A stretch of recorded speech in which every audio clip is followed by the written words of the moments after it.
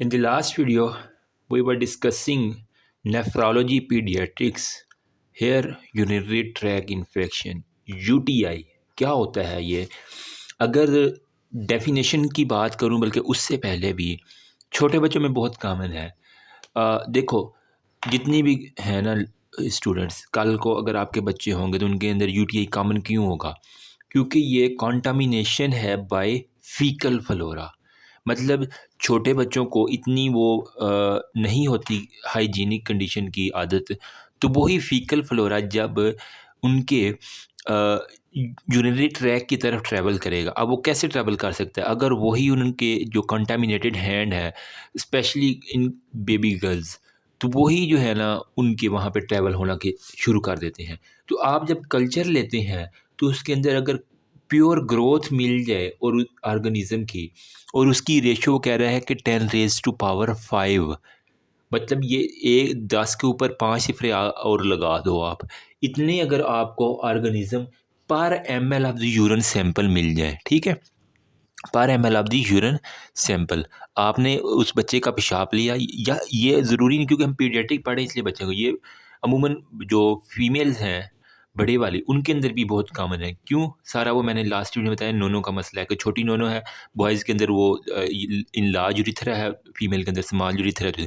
हमने 1 ml जो है ना वो यूरिन लिया, उसके अंदर जब हमने बैक्टीरिया देखे तो उनकी ग्रोथ थी 10⁵ या इससे ज़्यादा। तो मतलब पक्का कन्फर्म है कि ये यूटीआई का शिकार है। अच्छा, हम बात करेंगे न्यू बॉर्न की, तो इंसिडेंट जो है ना वो कह रहा है कि अगर बिल्कुल न्यू बॉर्न है उनके अंदर क्या इंसिडेंट है, और अगर वो चाइल्डहुड के अंदर आती हैं तो उनके अंदर क्या इंसिडेंट है। ठीक है, तो न्यू बॉर्न हो गया और यहाँ पे हम लिखते हैं चाइल्डहुड। तो इसलिए थोड़ी सी जो है ना यहाँ पे कंट्रोवर्शियल है कि जो न्यू बॉर्न होती हैं उनके अंदर जो बॉयज़ हैं वो 2x मोर कॉमन है। ठीक है, और जबकि जब चाइल्डहुड में चले जाते हैं, ठीक है, मतलब अपने वो न्यू नेटल लाइफ और वो सारी की सारी गुजार के, तो उसके बाद फिर गर्ल्स जो है ना वो हमारे पास जो है ना वो ज़्यादा कॉमन है, और गर्ल्स में कितना है 10x कॉमन है।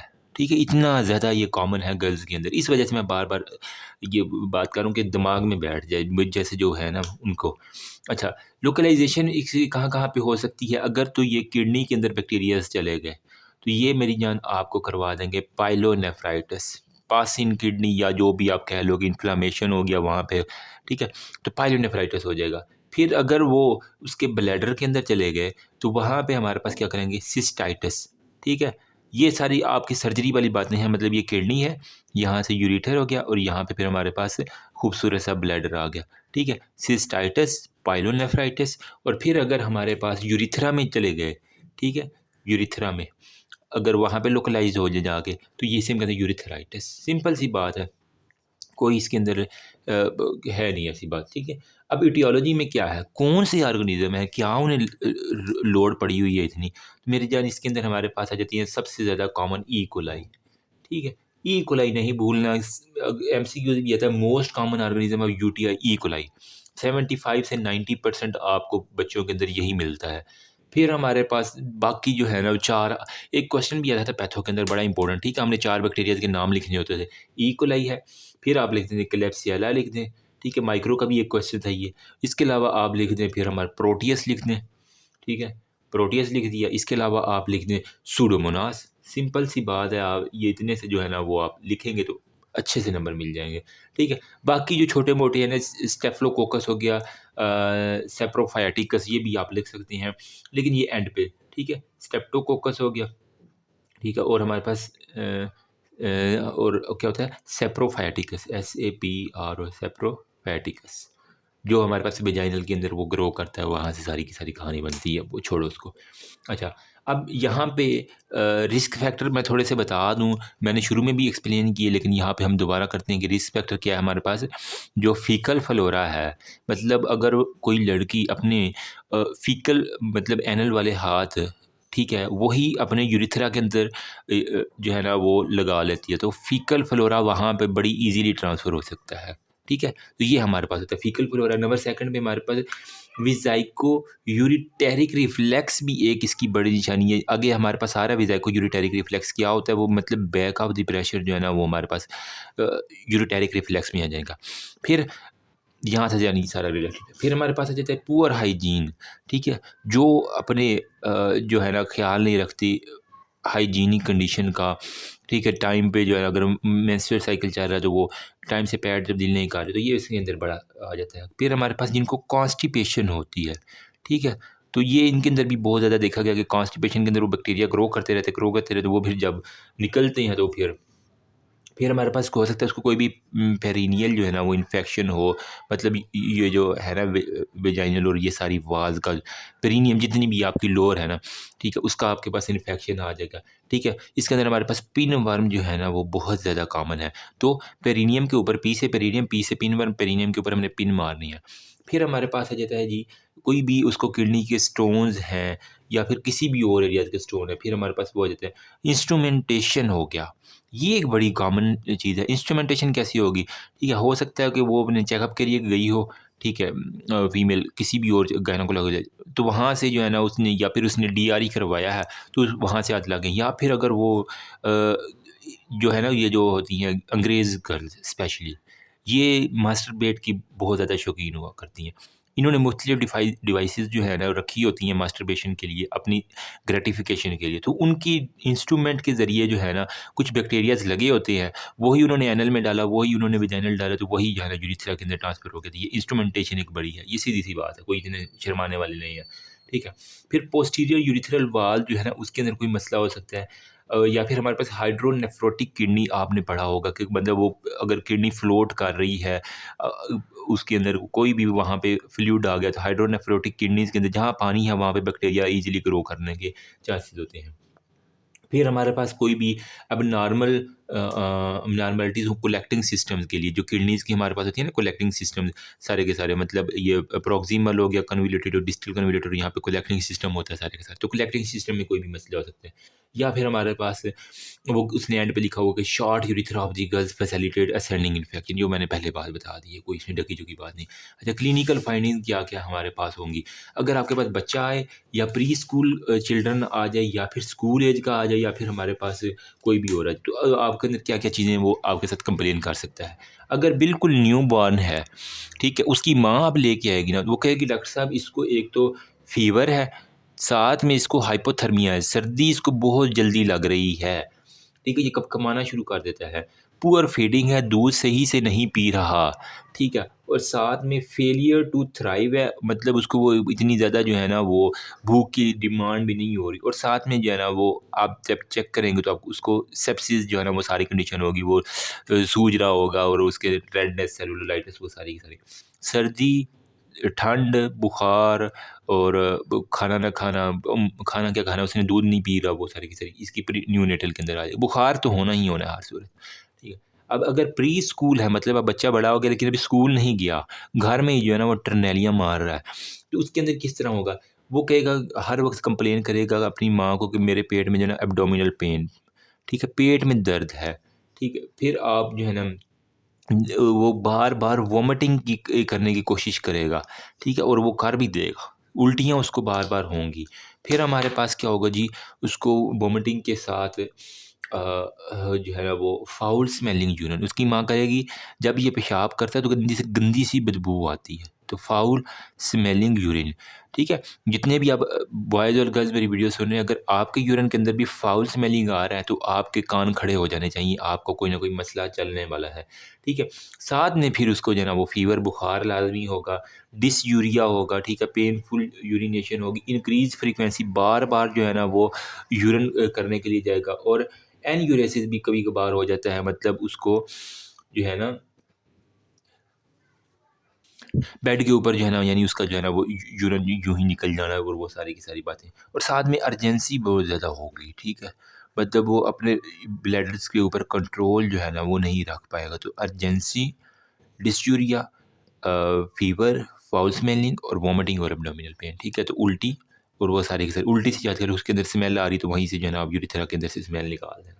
फिर अब बच्चा जो है ना वो स्कूल गोइंग हो चुका है, तो स्कूल के अंदर सबसे ज़्यादा इन्फेक्शन है, क्योंकि बहुत से स्कूल ऐसे होते हैं जहाँ पे टॉयलेट की फैसिलिटीज़ होती है, कम होती है, या फिर वहाँ पे इतनी हाइजीनिक कंडीशंस नहीं होती, तो वहाँ पे बहुत कॉमन है।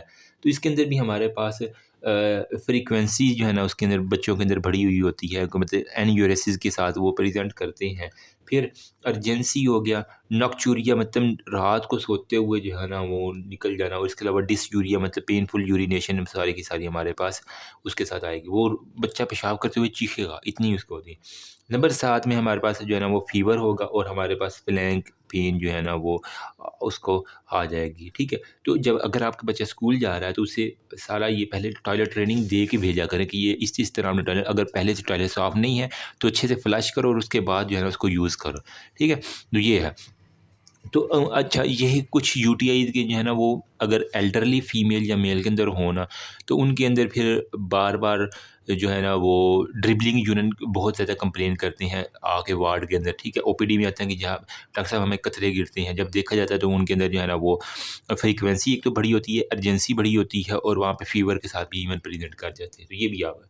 अब यहाँ पे हमारे पास क्या है कि हमने किस तरह डिफरेंशिएट करना है पाइलोनेफ्राइटिस को और सिस्टाइटिस को। हमें कैसे पता चलेगा आया कि ये किडनी के अंदर कोई मसला है या फिर हमारे यूरिनरी ब्लैडर के अंदर जो है ना वो इन्फेक्शन गया हुआ है। तो अगर जो है ना सिस्टाइटिस, अगर आपका पाइलोनेफ्राइटिस का केस है ऊपर वाला, चलो हम देख लेते हैं, ठीक है। तो यहाँ पे अगर कोई मसला चल रहा है किडनीज़ के लेवल के ऊपर, तो आपके जब बच्चा है ना वो हमारे पास फ़ीवर के साथ भी लाज़मी प्रेज़ेंट करेगा। कॉन्स्टिट्यूशनल सिम्पटम्स होंगे, ल्यूकोसाइटोसिस जब चेक करेंगे तो वो बहुत ज़्यादा होगा, डब्ल्यूबीसीज़ काउंट बड़े होंगे, ईएसआर उसका जो है ना वो बढ़ा हुआ होगा, फ्लैंक पेन होगी, ठीक है। और साथ में बस यही है, ठीक है। ल्यूकोसाइटोसिस, फ्लैंक पेन, फ़ीवर, और ये सारी की सारी हमारे पास पाइलोनेफ्राइटिस के केस में होती है। अगर सिस्टाइटिस के अंदर मतलब ब्लैडर के अंदर मसला होगा तो ना उसको फ़ीवर होगा, ना उसको हमारे पास ल्यूकोसाइटोसिस होगा, ना उसका ईएसआर बढ़ा होगा, ना उसका फ्लैंक पेन होगी। कोई भी मतलब ये वाला सिम्पटम्स अगर ना आ रहा हो तो इसका मतलब है फिर भी उसको यूटीआई की बैक्टीरिया पॉज़िटिव है, तो इसका मतलब ब्लैडर के अंदर वो रिज़र्व है यहाँ पे, ठीक है। अभी ऊपर नहीं गए, जब वो ऊपर ट्रैवल करेंगे तब जाके वो फ़ीवर और वो ईएसआर और वो सारे के सारे हमारे पास होंगे, ठीक है। अब आपके पास बच्चा आ गया जी, डॉक्टर साहब बैठे हुए हैं आप ओपीडी में, क्या करेंगे? ज़रा थोड़ा-सा दिमाग लगा लो, ठीक है। आपने करना भी सिंपली कुछ भी नहीं है, छोटे से टेस्ट हैं थोड़े बहुत, वो करवा लेंगे। सबसे पहले करें, जाओ बेटा ये अपना यूरिन का एग्ज़ामिनेशन करवा के आओ। कंप्लीट यूरिन एग्ज़ामिनेशन जो है ना वो आप उसकी करवा लो, ठीक है। और फिर आपने यूरिन का कल्चर करवा लेना है, ठीक है। आया का पता चलेगा बैक्टीरिया है, कितने हैं और कौन-सा बैक्टीरिया है, उसके खिलाफ हम कौन-सी एंटीबायोटिक दें ये हमें। हमारे पास कुछ नाइट्राइट स्टिक्स होती हैं, ठीक है। तो उसके ज़रिए जो है ना वो हम पता करवा लेते हैं, हो जाता है। फिर अगर बहुत सीवियर मसला है तो फिर आप अल्ट्रासाउंड की तरफ जा जाएँ, ठीक है। और एक हमारे पास होता है मिक्चुरेटिंग सिस्टोयूरेथ्रोग्राफी, ठीक है। आपने यूरोलॉजी के अंदर पर सिस्टोयूरेथ्रोग्राफी आप उसकी करवा लेंगे तो आपको सारा अंदर तक दिख जाएगा।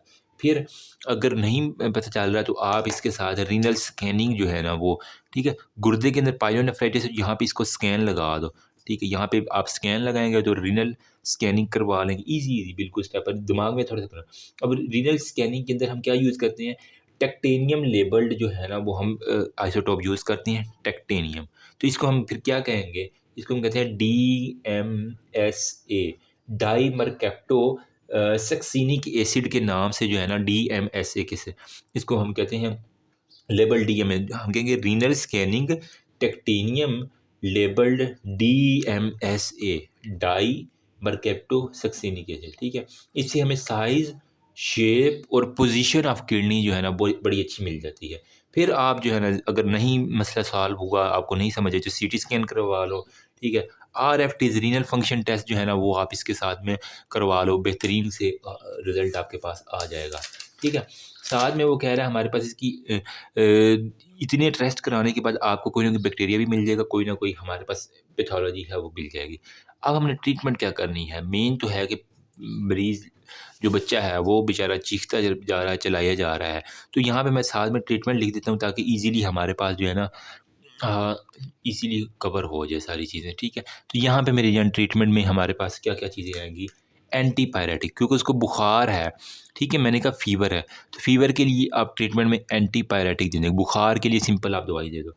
फिर उसके अंदर क्योंकि फ्रीक्वेंसी बहुत ज़्यादा बार-बार यूरिन कर रहा है, तो हो सकता है कि उसका वॉल्यूम कम हो जाए, तो आपने फ्लूइड की रिससिटेशन करनी है, हाई फ्लूइड इनटेक उसको देना है, ताकि अगर ज़्यादा पेशाब आएगा उसको ज़्यादा वो पेशाब के अंदर बैक्टीरिया निकलते जाएँगे, तो जितना पानी ज़्यादा पिएगा उतनी ज़्यादा अच्छी बात है। हाई फ्लूइड इनटेक देंगे, एंटीपायरेटिक देंगे, उसका बुखार उतारा, उसके अंदर बॉडी से जो बैक्टीरिया वो वॉश आउट करवाने हैं।